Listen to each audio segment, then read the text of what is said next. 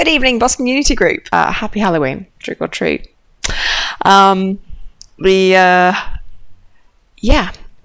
got Mark Myers here today to talk about Desolus, which is his game that he's been working on for several years now. He's going to talk about scriptable render pipeline awesomeness.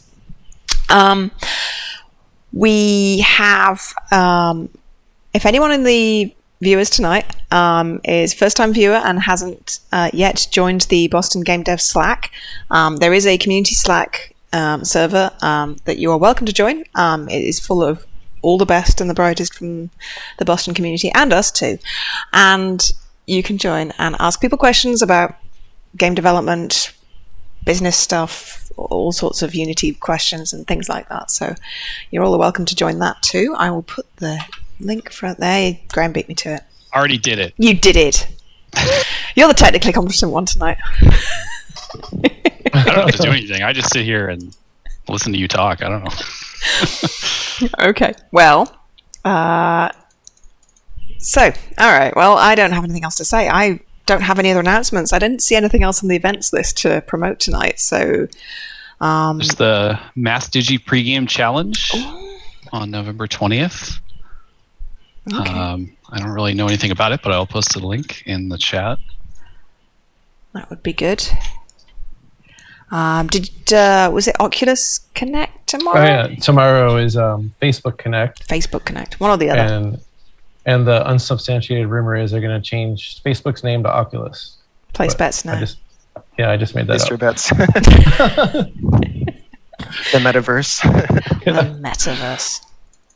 Okay, well, there we go. I will post a link in chat to Desolus on Steam so you can wishlist, because I'm sure Mark would be very happy if you do that. Yes, please do. And at this point, I'm going to hand over to you, Mark. Introducing Mark Myers, here to talk to us tonight about his work with scriptable render pipeline fun in Desolus. Sure. So let's get started. I'm going to share my screen. So basically to explain what Desolus is a first-person puzzle game where you explore a city of Gothic architecture torn between multiple universes. And in the game, you use black holes to absorb and transfer architecture between universes. And today, I'm going to be giving the talk about scriptable render pipeline and Desolus. So here we go. Adventures with the Scriptable Render Pipeline by Mark Myers. So first off, what is a render pipeline? A render pipeline defines how frames of a game are rendered, and essentially it's comprised as a series of passages which each have a unique role in generating the visuals of a game. So in this example, I included Grand Theft Auto 5 because there was an excellent analysis back a couple years ago about the game, and basically all of these diffuse, the normal, the depth, the specular, the irradiance, and the stencil. Each of these basically have a unique role in generating the final frame of a game, which is displayed to the player. And a render pipeline will control how all of these frames or these aspects of the frame are rendered and finally present it to the player at the end. So this talk is going to be about discussing the render pipeline of Desolus and also scriptable render pipeline. So what is scriptable render pipeline? In 2018, Unity shifted their mentality for how rendering in games should work. So there used to be this thing called legacy render pipeline, which is basically every single game in Unity prior to like Unity 5 or something used a legacy pipeline. And basically that was their single unified way of making sure how the visuals in a game are generated with code. And in 2018, they decided to invent a scriptable render pipeline, which theoretically allows you to create your own render pipeline or own version of the render pipeline to do really advanced effects. So Unity actually used this framework to create two of their own render pipelines, which is universal render pipeline and high definition render pipeline. And they are effectively meant to replace the legacy pipeline, but you can still use it. And these are two images from Universal Render Pipeline and High Definition Render Pipeline from their promotion material. Usually Universal Render Pipeline is good for something like a mobile title or like a small indie game that doesn't require super advanced visuals, where high definition render pipeline is used for just like super advanced AAA effects. And you can choose between legacy or these two when you first start a project. There are some issues with the current state of these pipelines. So as I was saying previously, Unity used to only use a single pipeline. And because they split URP and HDRP and legacy into kind of these this fractured ecosystem, it makes it a little bit challenging for developers to figure out which type of render pipeline they should use, what they even mean. Like if I just say universal render pipeline or high definition render pipeline, that kind of just doesn't really mean much to you. And it's a bit confusing when you start a project to kind of select one of these three choices. And this will have repercussions for the rest of your game development because they are completely incompatible with each other. So you have this fractured ecosystem of what used to be unified rendering is now split amongst these render pipelines. There's also not a lot of documentation. So if you look up, the documentation is constantly changing because these render pipelines are evolving steadily. So it's a little bit difficult to kind of get information on very specific aspects of these render pipelines that is critical for shipping a game on like a console or even just on PC and Steam. And they're kind of some of the features are constantly evolving of the render pipelines, but some of them are a little bit lacking compared to the old version. So for example, like early on in Universal Render Pipeline, you couldn't have multiple cameras. I think still to this day, you cannot have custom post-processing. So if you want something like color correction, that would be, well, they have it built into Universal Render Pipeline. But if you want some like weird, unique version of color correction, you couldn't do that in Universal Render Pipeline currently without a lot of effort. And ironically, it's called Scriptable Render Pipeline, but it's a little bit inflexible to actually script these render pipelines because of how complex they are. And because they're changing constantly, like if you have a version update, it could just completely break your game entirely. So a solution to this that I discovered and pursued personally was making your own scriptable render pipeline. And this is what I've done for Desolus. And as I mentioned previously about what Desolus is about, you're exploring these alternate universes and traveling through these portals. And the rendering for that, the portal system is actually extremely complex and I found maybe impossible to do in Unity's older pipeline. So which is one of the main reasons why I switched to scriptable render pipeline. So it's fantastic for weird games like Desolus if you want to do fancy, unique rendering. And you also have extremely fine-tuned control over the precise steps of how the game is rendered. And you'll see this later in the talk where there's a very discrete list of steps to generate this frame that I have fine-tuned control over. And scriptable render pipeline can be as performant as you want because like you are effectively making all of the software. So you don't necessarily have to wait for Unity to release performance fixes or performance improvements, etc. And it's also as organized as you want, which is both a pro and a con. You can have it unorganized, but you basically just you can have super nice clean code that is easily extendable and just know your way around it completely. And it's also exactly what you need and nothing more. So instead of Unity having to basically appeal to everybody, you can make a render pipeline that is specifically tailored to your needs. And the cons are it's a lot of work. I think for the Desolus render pipeline, it took me about 3 months to get basically everything done from start to finish, and it's constantly improving. And all shaders in the game are written by hand, so I can't use something like Amplify Shader Editor or even just shader graph in Unity. I have to manually create all the shaders. And also any plugins or assets have to be adapted. So something like the volumetric lighting, which I'll talk about later in the game, or even the particle system, I had to basically write that myself and adapt it from Unity assets. And you do need lots of experience and a dedicated graphics programmer to do this type of stuff. So if you want to make your own scriptable render pipeline from scratch, I actually won't be talking about the process of making one from scratch in this talk, because I think it's actually out of scope of the talk because, like I said, it was about 3 months of work. But all of the basics for making this yourself are available in resources such as cat-like coding, which is what I used to basically develop this system from scratch. So there's a super nice list of tutorials that you can go through if you want to make your own render pipeline. The focus of this talk is specifically going to be on the render pipeline of Desolus and how frames are generated. So we're going to take an extensive look at the game's rendering. So custom SRP overview.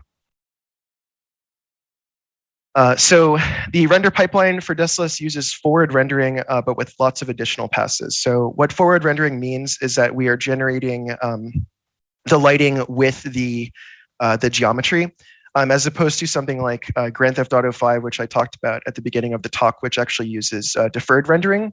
And what that does is, I'm actually going to go back so we can, so it generates this diffuse pass, which is basically all of the colors first, and then it calculates the lighting separately from the colors. And this is useful for something like if you have a ton of lights in the scene, because you basically get drastically less expensive lighting performance. But for Desolus, we actually do not need that because the game only really has like a very small handful of lights.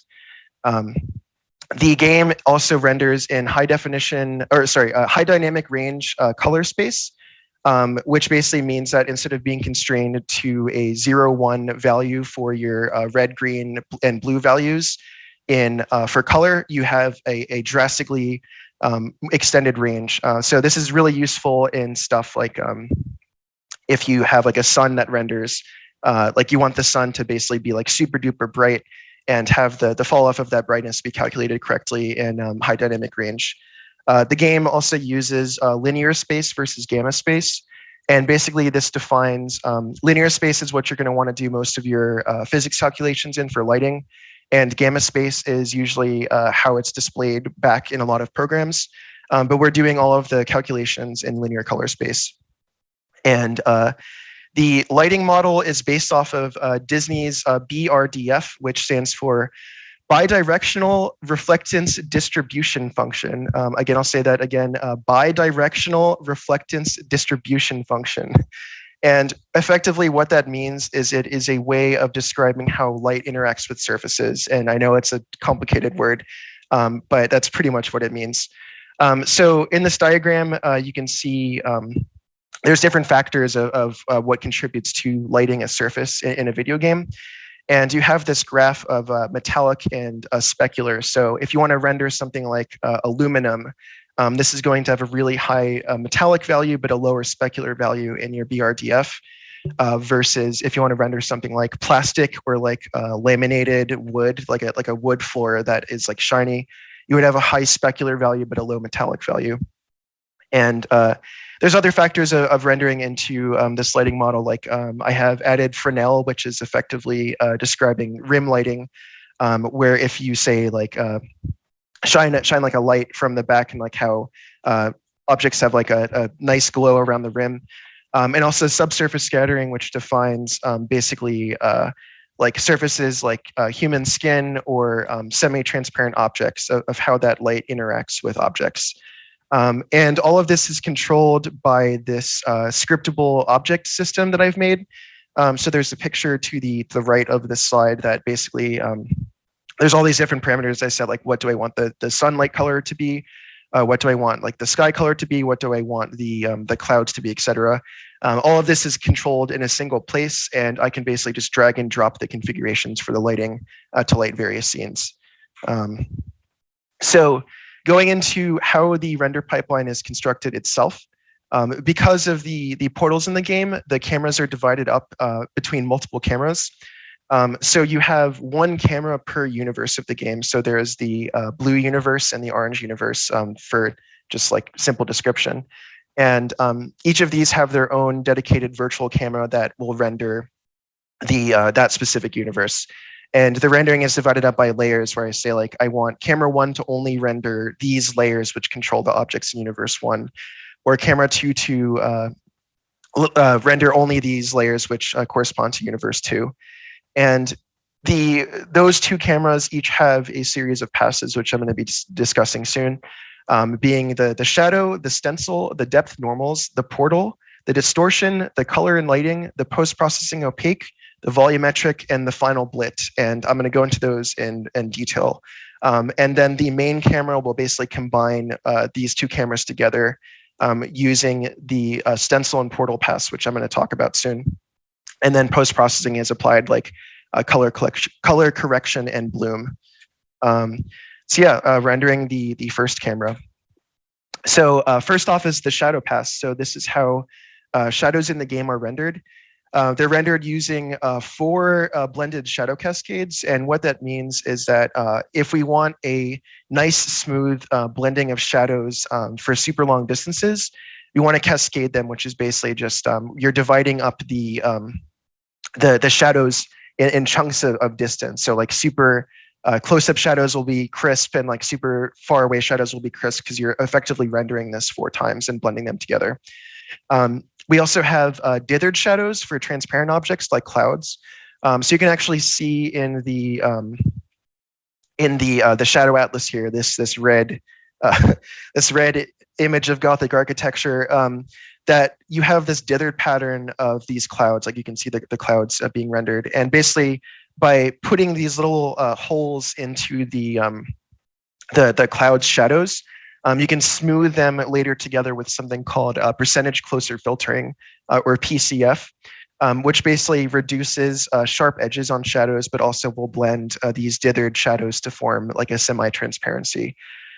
So the example shadow mask in this description is a 4096 by 4096 resolution, or 4K, with a 7x7 PCF filter grid. So it means that it's basically filtering 7 adjacent pixels in this shadow mask together and smoothing them together.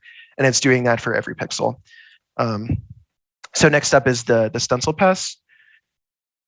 So portals in the game use something called the stencil buffer, which is basically it's a single bit buffer that defines, or sorry, it's a single byte buffer that defines, do you want to draw something or do you not want to draw something?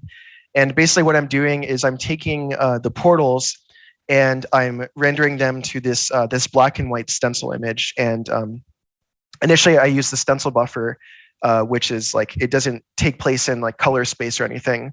And I'm actually using an effect to write that to the color buffer. So it's actually taking something that exists kind of in hardware space and plopping it into something that's visible, like to us. And that will be used later down the line. We're saving this as a texture. And what the specific image means is that white is our universe and black means it's not our universe. And by our universe, I mean the camera's universe, which sounds kind of funny. But basically, like you can see from this description, like all of the white is kept in this image and becomes the blue universe, and all of the orange becomes the orange universe. Or sorry, all of the black becomes the orange universe. But this does not match precisely because we're rendering this before we render all of the other geometry. So this will factor in later to other aspects of the portals, which I'll talk about shortly. So next up is this funky looking depth and normals pass. And what this does is we are writing all of our depth information to the depth buffer, which is used to sort fragments in camera space. And what this means is that when you have a pixel that's generated on the like from a camera, it basically has to be sorted in space relative to the camera. So like if you have an object, like a pixel that is in front of another pixel, it wants to render the thing that's closest to the camera. And this gets complicated with transparent objects because you have pixels that are blended together, et cetera. But for opaque objects, objects which do not have transparency, we basically just want to discard all fragments that are behind the fragment that is closest to the camera. So what this does is this is a pass that just goes through and generates all of that depth information ahead of time. So we won't have to do it in the actual color pass itself. And we're also writing the normals, which are what these funky looking green, red, and blue textures mean. And what a normal is you have an object that's represented in world space, and it is a vector that is perpendicular to the surface of that object. So like if you have a flat plane, you will have a vector that basically is shining straight off of that surface. And I'll show kind of more in detail in the next slide what this means. And we're also writing reflectance data to the alpha channel in the color buffer. And what that means is that each object has a reflectance value. So basically how reflective the object will be later when we go to the reflectance pass. And we're also storing that in this depth normals pass. So this slide is breaking down the different channels of the depth normals. So you can see like for the these red, green, and blue values comprise a vector, like I said, that represents the vector perpendicular to the surface. So what that means in like in terms that you can visualize are, you see how the flat plane in the foreground of the image, that's like the surface that is part of the Gothic architecture that you're standing on.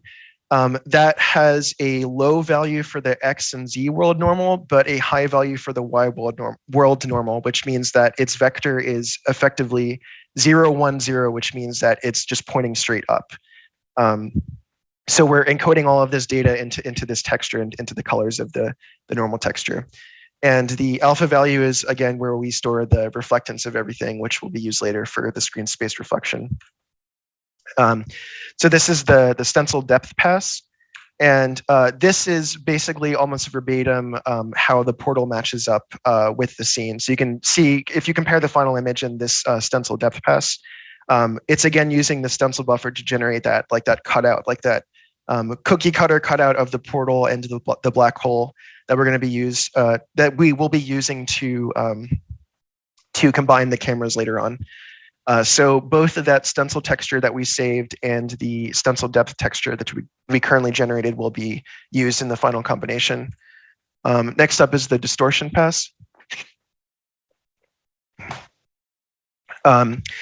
So this is used, basically we're again using the same concept of encoding these vectors into colors.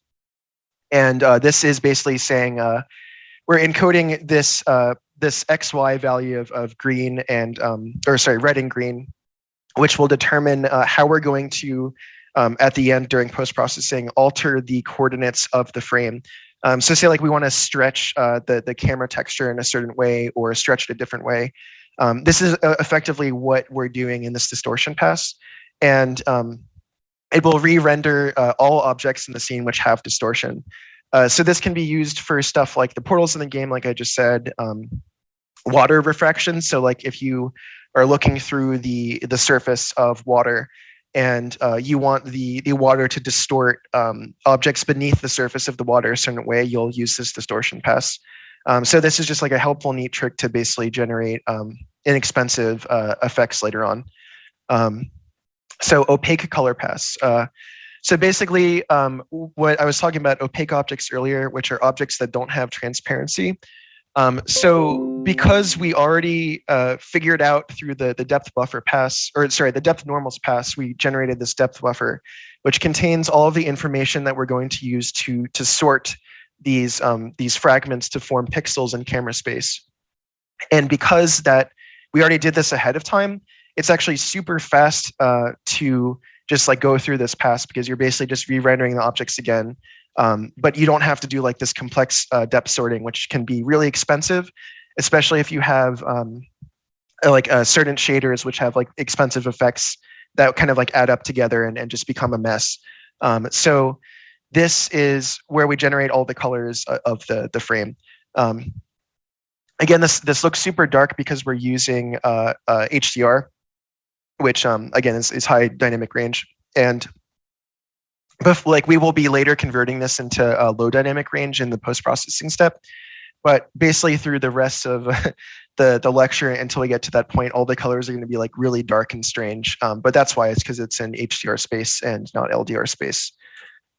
So this is a good time to talk about scriptable render pipeline batching.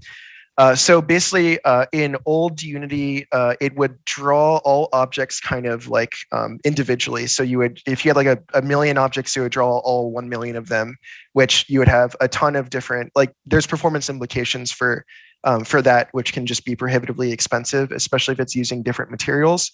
But something cool with SRP batching is that it will draw things in chunks. So you can see like through like that over here. It's drawing like all of the mountains or like all of the like certain sections of the cathedral, etc., in phases. So this is actually a huge performance gain because in Desolus there are like 10,000 or like 20,000 something objects in like small parts of buildings, and this basically makes it super duper efficient to draw these complicated objects. Okay, next is the post-processing opaque pass. And this is basically a step that is done. It's a post-processing step that is done explicitly after all opaque objects are drawn. So after all non-transparent objects are drawn, we want to do this effect. And this is useful for generating the snow in the game. And to generate the snow, like if you have a transparent object that is in front of the snow effect, you want the snow to show behind that transparent object. So we're effectively treating this as an opaque object, but we're doing it as a post-processing effect, which is a little bit complicated. Yeah, so to generate the snow, again, we're going to use our depth normals texture, and we're going to get the normal vector. And we have a predefined snow vector that is basically just saying like only place snow at a certain threshold relative to an object's surface. And we're going to take the dot product between those two vectors, which is basically you're evaluating the like the difference of the vectors, and it returns a number. And we're going to be using that to determine if something will have snow on top of it or not.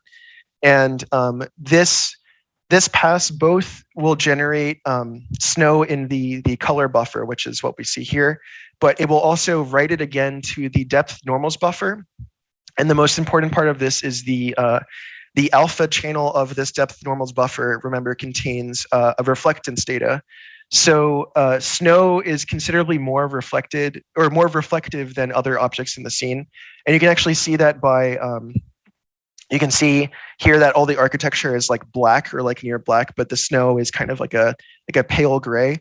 And what that means is that the snow is more, there's a 0-1 value that defines how reflective an object is, and the snow is maybe like a 5 or like a 6 or something, or like, sorry, 0.5 or 0.6, and that's what is being rendered to the frame. Yeah, so also after when we do the snow pass, we're doing a grab pass, and what this effectively means is that we're copying the data from the frame and we're saving it. And this is, again, useful for stuff like drawing water or drawing glass. If we want to basically manipulate the camera texture to create effects like refraction or like distortion or something, we want to use this grab pass. And I used it a couple times in various effects of the game. But yeah, so this is incredibly useful. Next up is the transparent object pass.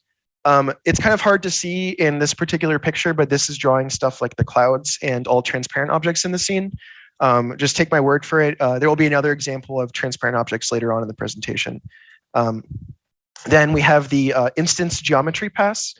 So what this does is like if you want to draw some like particles and you have like 1 million or 2 million particles, you don't want to draw the particles as meshes or like as 3D geometry. You want to draw them as instance data. So like in this case, they're billboards which kind of rotate to face the camera.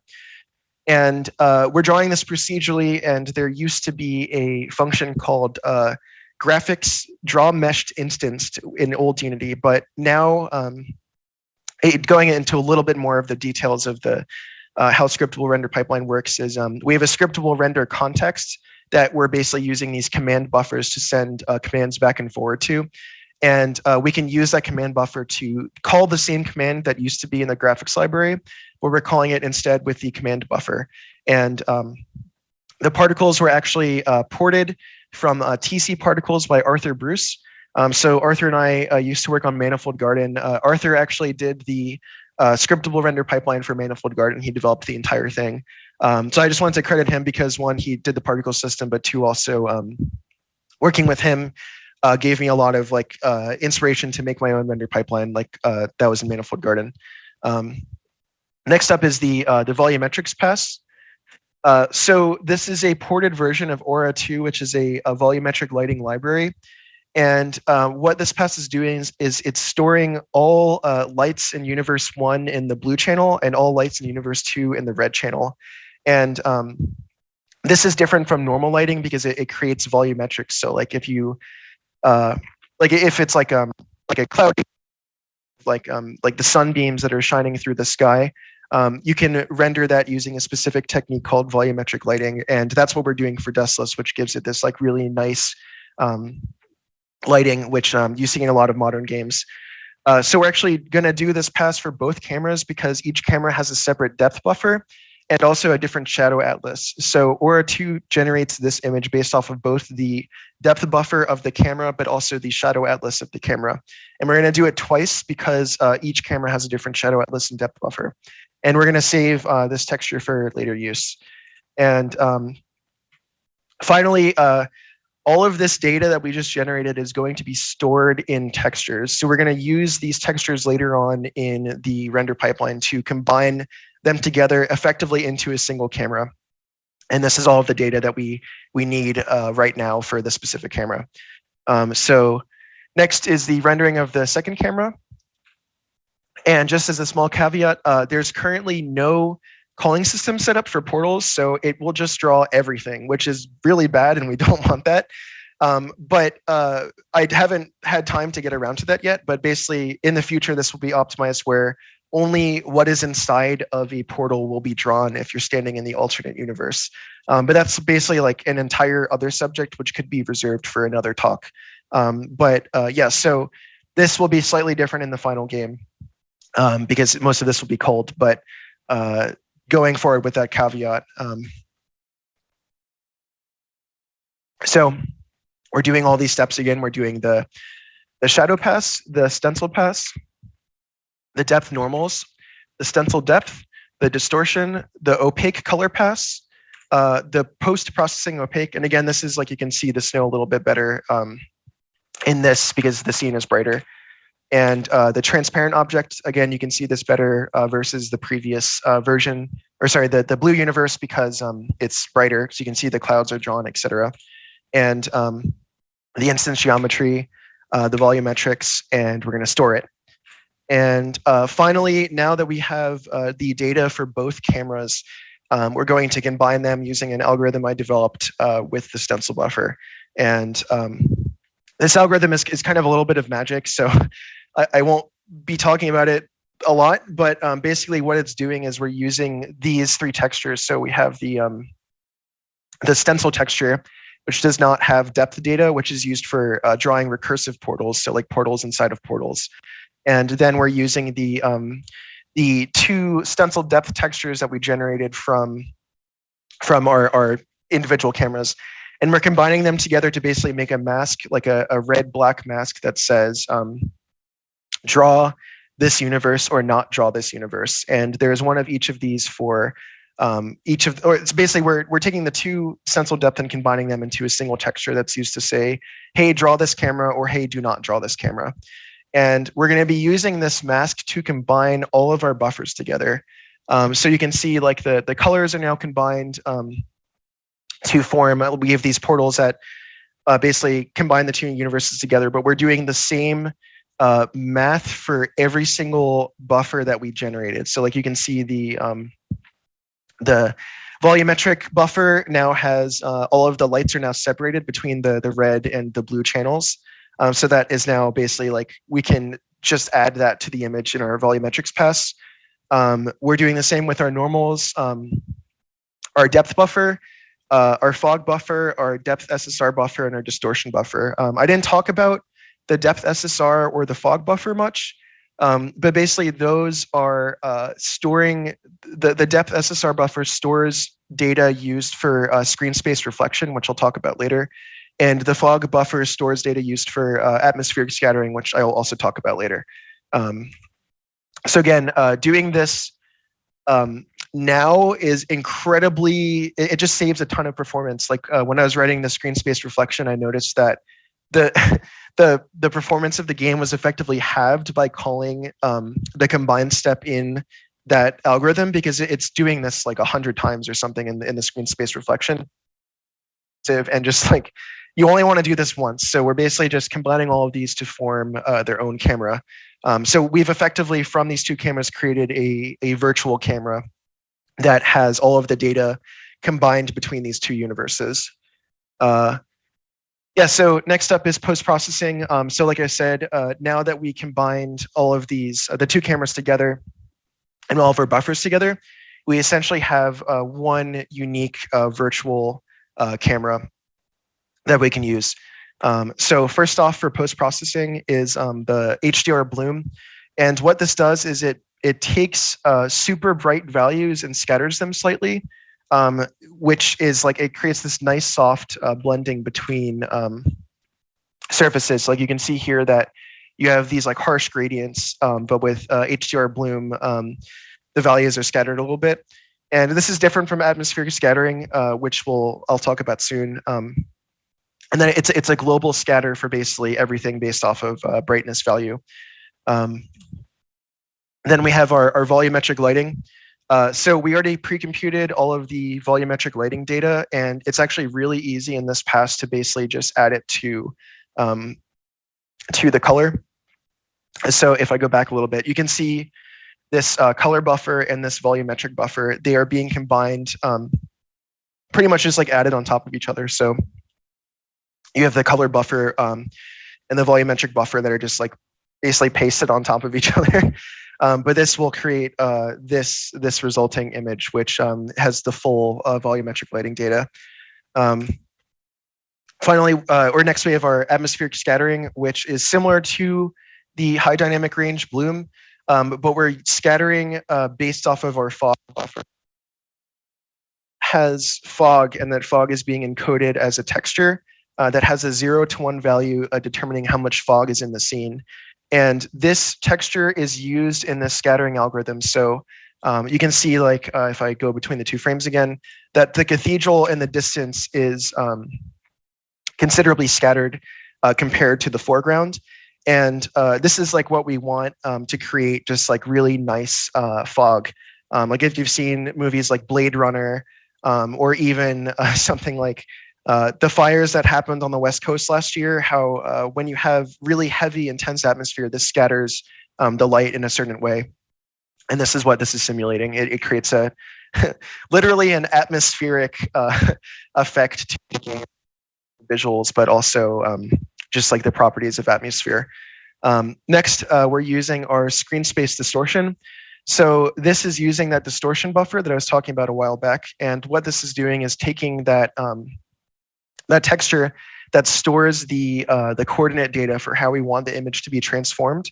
And it's using that data to alter the image slightly. So like you can see, again, if I compare these two images, how the portal is warped, like the space between the portals warped, and also the black hole effect is uses a similar technique to the distortion buffer. So then we have our screen space reflection, and this creates like really nice reflections for the scene. So this is kind of like a cheaper version of ray tracing, which is used in a lot of modern AAA games, but this is a modified version of screen space reflection specifically for Desolus that I made. And because we combined the two, the color buffers and also the depth and normals buffer of the two cameras together, we can run the screen space reflection algorithm on that combined camera. So you get objects that are shown through portals are actually reflected on surfaces, which is really cool because it means that it gives realistic reflections, like for what would actually happen if you had like a portal in space. Like it would reflect light through that portal onto the surface of the object. So this, like I said, is basically just a standard SSR algorithm. You can look it up on the internet, but you're basically just tracing rays from the pixel that you want to reflect to the depth normals buffer. And we're using that depth SSR buffer that we had before. So just going back a little bit, you can see this differs a little bit from the normal depth buffer because we don't want rays to go too far from the surface. Sorry, we don't want rays to go too far from the surface of what it's reflecting. Otherwise, it just gets super janky and gross. So that's what that specific buffer is used for. And finally, we're on to the HDR to LDR conversion. And what this is doing is taking all of our textures, which have been in high dynamic range format, and we're converting them into low dynamic range format. And as I mentioned before, HDR is really useful for generating accurate physics and lighting, and going, or even just artistically going beyond values that you'd be constrained by traditional colors and computer graphics.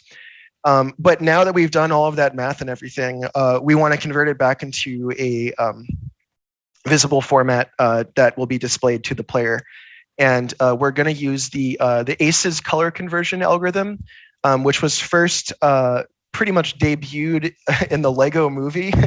And I don't know if anyone's seen, I mean, I'm sure people have seen the Lego movie, but that movie has like incredibly ridiculously accurate lighting for its time. And it was because I think it was the first movie in film to use this ACES color conversion algorithm. And they rendered all of the lighting in HDR and then converted it back to LDR to show on the movie screen. So we're using that same algorithm in Desolus for converting from HDR to LDR. And Unity does not support outputting to HDR format yet.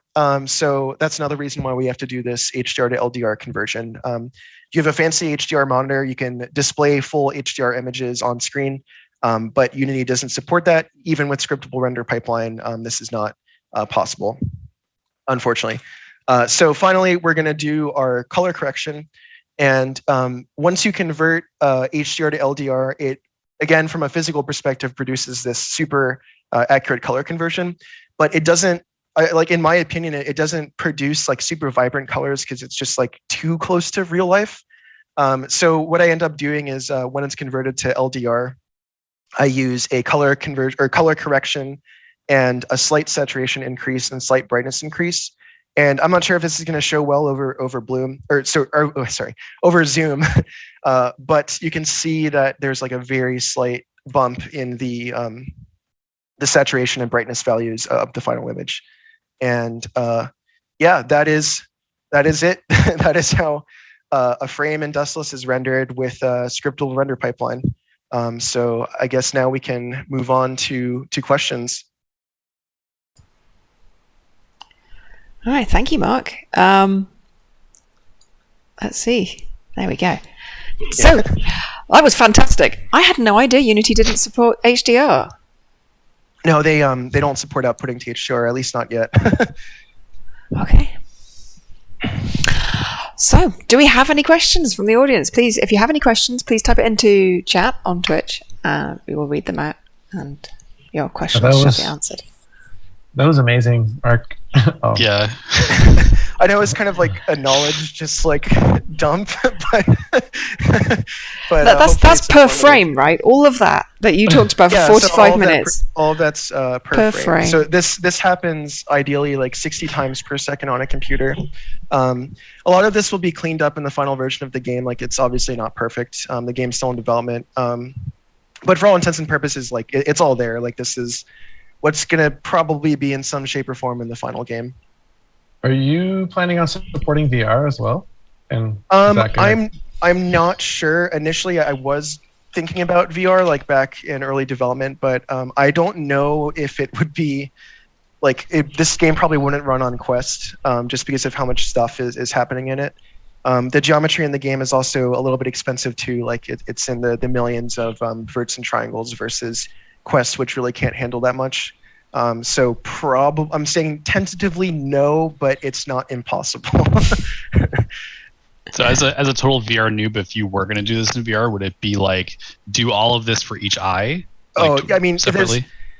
You could split up the passes in intelligent ways, but yeah, you would essentially be rendering the same thing for each eye because like in VR, the each eye is effectively its own camera, and the projection matrix of the camera is altered depending on the eye. So there's like clever ways to blend it together and like to optimize it, but you would probably have to do all of this again, like so just double the work.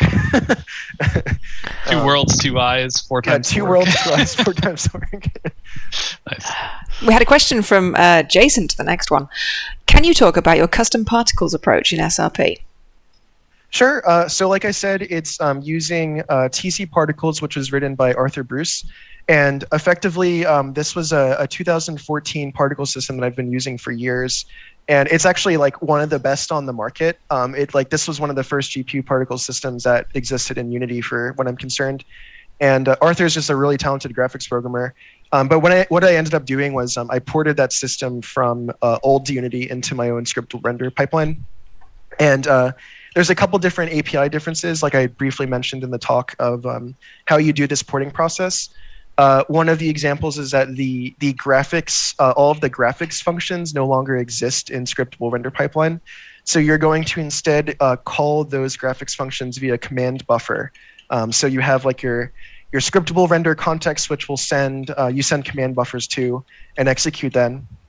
And then at the end, you execute the context. And basically all of that, you just have to kind of like mess with it a little bit and change the API around. And I got it working after a little bit. But TC Particles, check it out if you're interested. You can use it with old Unity too. It's free. It's open source too. So I would recommend it. Will do. Thank you. Jarian Sky asks, I'm curious about the overhead of all the different render passes. I would assume it takes a lot of VRAM, plus the GPU processing power to do all these calculations per frame. Are you doing it this way for convenience, or is it actually most performant this way? That's a good question. So fortunately, all of the textures are pre-generated. So I pre-initialize them before everything is like at the beginning of like the start of the game. And this actually, it's not as expensive as you would think in terms of performance because you're not regenerating these textures. You're basically just overriding the data in the textures for each one of these steps. So that's a way to save performance. But it does use a little bit, each of these textures are saved as like whatever resolution texture you have. But fortunately, I didn't talk about in the context of the talk the texture formats of these textures. You can do things like, for example, you can be cheap about how the textures are stored. Like, so for example, the stencil buffer texture is only a single bit that you're keeping. It's just a black or white or red or black value. And you can store that in like a super cheap texture because you don't need the full like super high def like color resolution of like an HDR texture. So that's one way that you can bypass the issue of having just all of these textures, is make sure that the performance of, or the type of texture matches the purpose of the texture, and that will save you a lot of computation and memory. Awesome. Sam Lotion asks, thanks so much for the breakdown. Would love to hear about what your biggest speed bumps were when it came to working with the SRP API. Oh yeah, biggest speed bumps. Probably the initially like not having the graphics library, like I was talking about with the particle system. That was something I had to figure out on my own in terms of how to translate a lot of this stuff.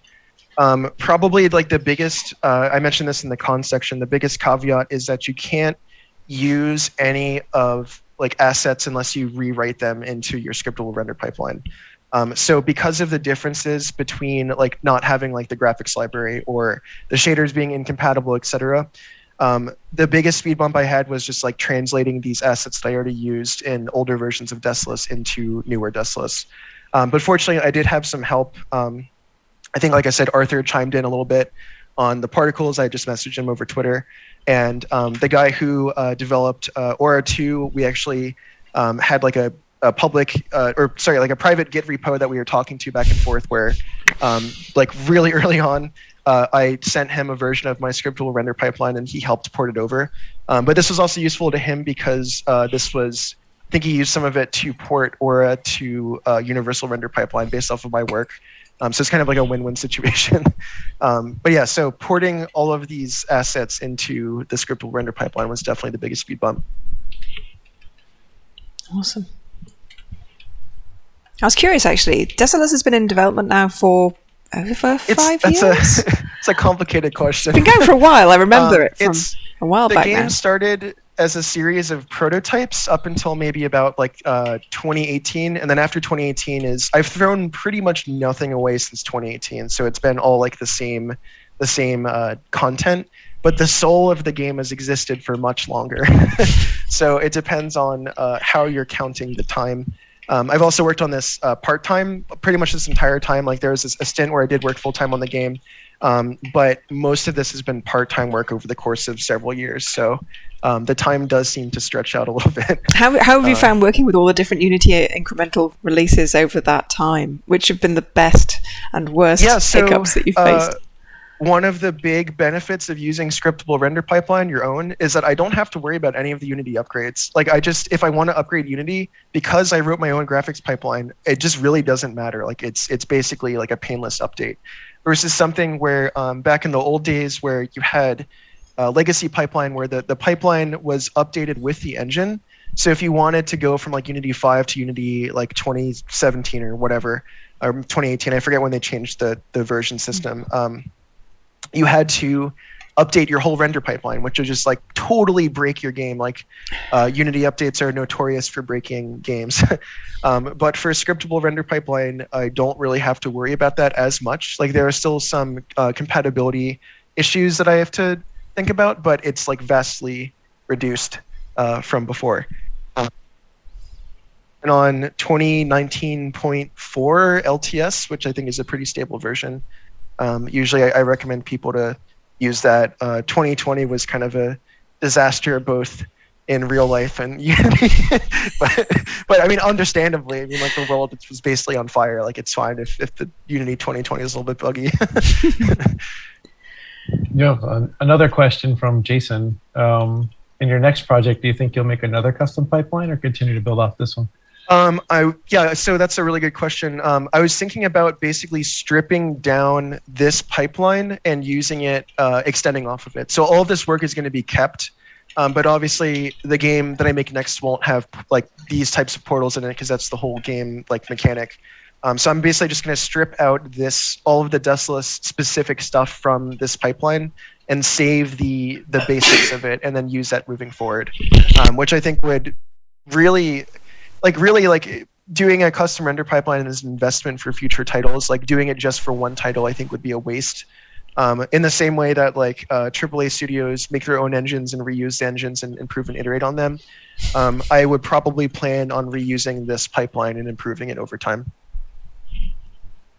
Very cool. Awesome. Was there something that this pipeline process was based off of, or is this just like an amalgamation of things you've picked up over the years? Yeah, so like I said, the cat-like coding was basically essential for basically making the very basics of a scriptable render pipeline. That covers everything like the meat and the core of the basics, like how do I call the API to render a camera? How do I generate a shadow atlas? How do I... it does go over stuff like the BRDF, the bidirectional reflectance distribution function. But most of... Basically, I took that work as a kind of like a learning foundation, and then I got through a significant chunk of it, and then I rewrote probably like 95% of it for the purpose of Desolus, and then added like an immense amount of stuff onto it. But that, I would say, was like the foundation of the work was the cat-like coding stuff. It's really cool. I think like I might speak for a lot of people when I say like when we see this stuff, it's just like mind blowing and like I don't really know where to start from. So it's cool to hear like. Yeah, I would start with that. That will go through pretty much everything that you need to know about making this type of stuff. But all the other stuff like the depth normals pass and the snow and like the portals and the volumetric lighting, like that was all work that was originally from me, just accumulated from experience. But I think like ever since I started to make my own pipeline, I'm like considerably better as a graphics programmer than what I was before I started this endeavor. So just from like, you'll get better at being a graphics programmer just by doing it. As really anything in life, like the more you do it, the better you'll get at it. So it's just like accumulated practice over time. We did have one follow-up question from Jarian. Follow-up on the response to his earlier question. When you were talking about the textures being optimized to have a small footprint, you mean they're each different resolutions, bit depth, format, or all of the above? All of the above. Just like you can get away with lower resolution for some textures.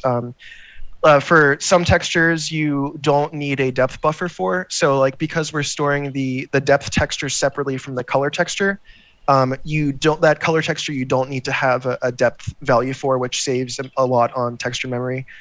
So there's like a flag in Unity that when you're generating the texture, you can say how many bits do you want the depth buffer to be, and you can do like 0, 16, or 24. I don't know why it's those numbers, but that basically defines like you don't have a depth buffer, you have a depth buffer, etc., and that reduces memory footprint.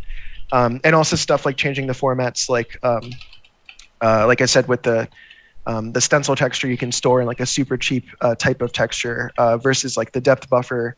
You need to store in a very specific type of texture for reasonable precision, etc. Awesome. Are you you spoke about VR a little bit, but is your pipeline sort of limited to what platforms you can publish to? I don't think so. I mean, it's more, there's going to be idiosyncratic parts of like the platforms that this would be ported to. So like if it was like Xbox or PlayStation, like there might be some small changes, but it's like, I don't know. That's a difficult question because it would really just depend on the platform. Like if this were to be ported to Switch or something, like it would probably never run on Switch, or not unless you gave me like $2 million to hire like a porting team to do it. But like there's a lot of like small things like it's also like Unity. That is one con, is that if you want to do consoles, like Unity does take care of a lot of this stuff for you, and probably down the line there will be a little bit more work involved. But also inverse to that is that I can fully customize and script anything I want. So like if there's some weird like dumb bug that Unity never fixed from like eons ago, I can just go fix that bug because that's like I know how to do it, and like the resources are there. Versus if you want to go and try to fix universal render pipeline or high definition render pipeline, like good luck. Like you're like good luck with that. Yeah. Cool. I don't know if we have any more questions in chat at the moment. We do have some JetBrains licenses to give away. So those of you who are in the audience right now, I hope you were paying attention. We did have a question for you. We need the first people to answer this question. We'll get a copy of a license for JetBrains, and you too can join us in the wonderful world of using Rider, which is a fantastic editor. The question is, I have written it down so I don't get this wrong. What does BRDF stand for? Well, there's a handy hint if you need it, but I mean, if you're paying attention, and it's a long word. It's a long word. We'll give credits for closest if necessary. Yeah, I mean, I said it a couple times, but if I was talking too fast, I apologize. Hey, we have an answer already. From Jason, bidirectional reflectance distribution function. Yeah. You got it. Yeah. Nice one, Jason. All right, Jason, you're the winner of a lucky JetBrains license. A lucky winner of a JetBrains license? Lucky license to the winner of the JetBrains. I don't know. We have two more, so if you just want to copy paste that and throw it in chat, I mean, the license is yours. So yeah, we have two more licenses. Who else can type in bidirectional reflectance distribution function correctly in chat? Quickly. It's kind of funny on the Boston Game Dev chat. There's a whole discussion about JetBrains. Yeah. Okay. Yeah. On the Boston Game Dev chat, there was a whole discussion about JetBrains. Is it good? And then like 90% of the people who responded was like, "It's amazing, and we won it through bug." And I was like, then I've had my company buy it. It's like, Yeah, it's pretty good. I've used it for like I think 5 years now, and it's like the best IDE I've ever used, hands down. Yeah. I would like to whisper to these people and get email addresses sent to me, but unfortunately the Twitch interface on OBS is somewhat limited. I can't actually message people very directly on there. So all I need is an email address from our 3 lucky winners. I'm going to say Jason, who was the first one to get it right. Giant Light, I think I know who that is, but I need you to email. Let me know your email. I know Giant Light. Yeah, you know Giant Light. Scarab, like the beetle, kind of like a beetle, not quite a beetle. We need your email address too. So you can contact us through the meetup. That's one way of doing it. I'm going to message you with my other account because I can do that because I have 2 computers. It's very useful for this particular moment in time. Padding. Oh my goodness, this is so complicated. I don't know how the professionals do this because this is like way complicated. There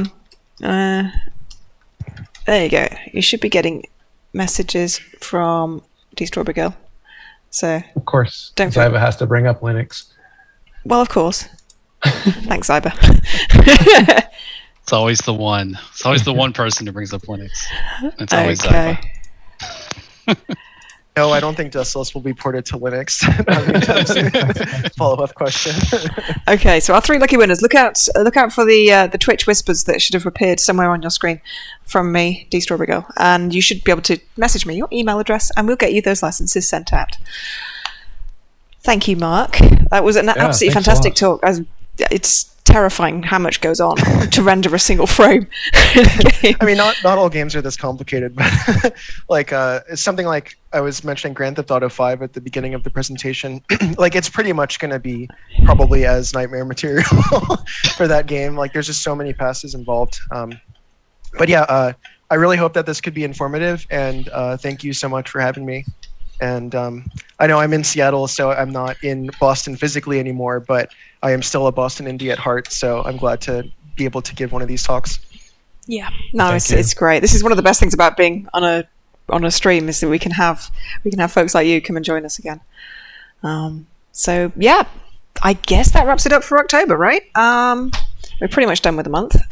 We are going to be back next month, hopefully. So if anyone is also up for doing a presentation, please contact us. We are always open for presentation ideas, small, big, whatever you want to talk about. Unity's got a lot to cover, and we'd love to hear from you. So we'll see you again soon. Thank you very much, everybody, for watching. Thank you. Hi, everybody.